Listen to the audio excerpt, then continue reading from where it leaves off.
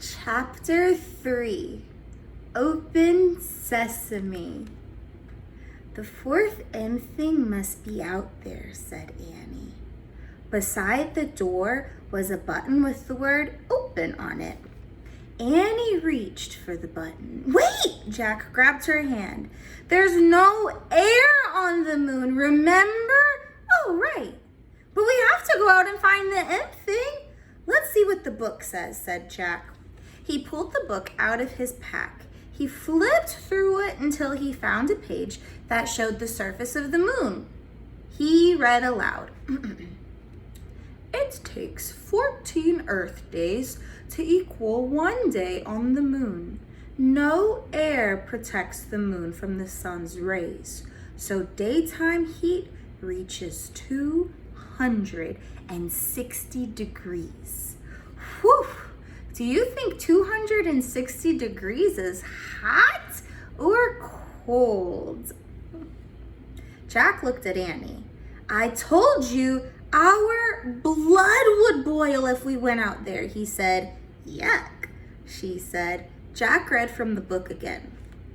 Moon scientists wear space suits, which have controls to keep them from getting too hot or too cold.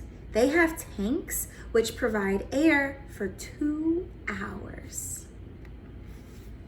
So what's going to protect Jack and Annie from the hot heat on the moon? They've got to wear what? A spacesuit. Where do we get spacesuits? Said Annie. She looked around, then trotted back down the hall. Maybe there? Jack was studying his map. Let's try the spacesuit storeroom. Don't look at the map, said Annie. Look at the real room. Jack glanced up. Annie was peering through a doorway off the hall. There's a ton of space stuff in here, she said. Jack went to look. Bulky white suits hung from hangers. Air tanks, helmets, gloves, and boots sat in neat rows on shelves. Wow. It's like the armor room in a castle, said Jack. Yeah, with huge armor, said Annie.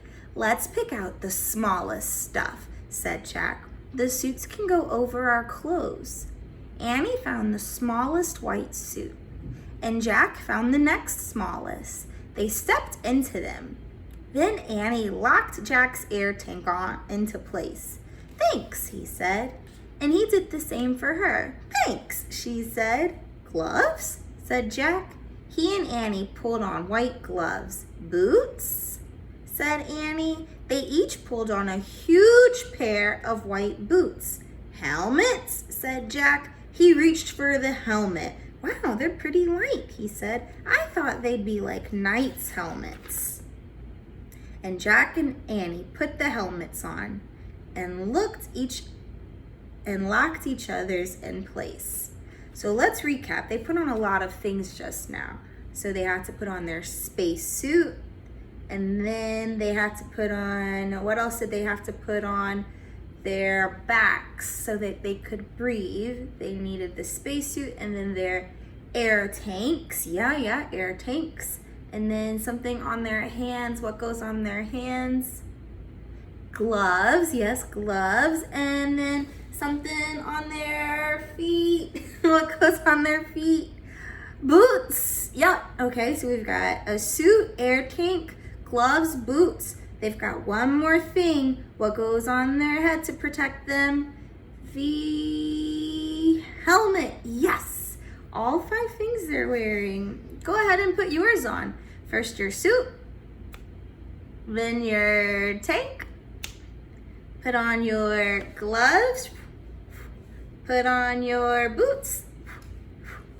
Put on your helmet. Is it heavy or is it light? Yeah, Jack said it was light. I can't move my head right or left, said Annie. Me neither, said Jack. Let's try walking.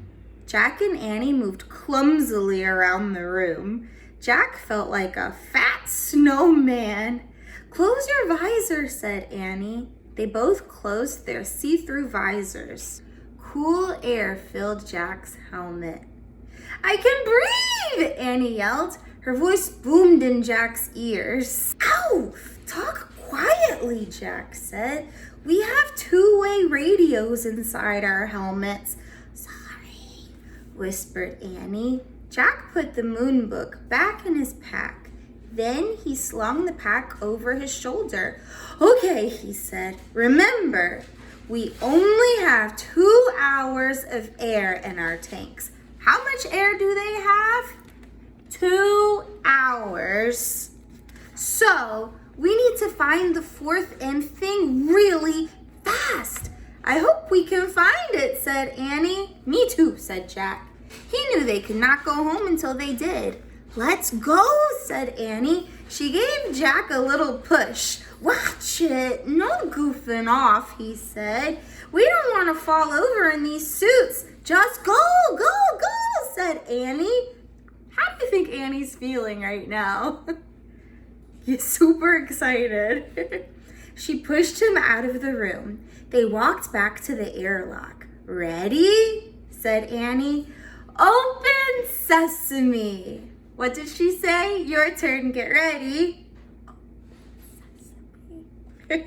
She pressed the open button. A door slowly slid closed behind them.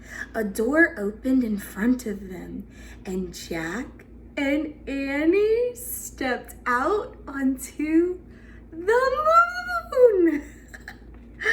And that's the end of chapter 3. Oh, I'm excited just like you to see what happens next with Jack and Annie on the moon. Stay tuned, Kinder Kids.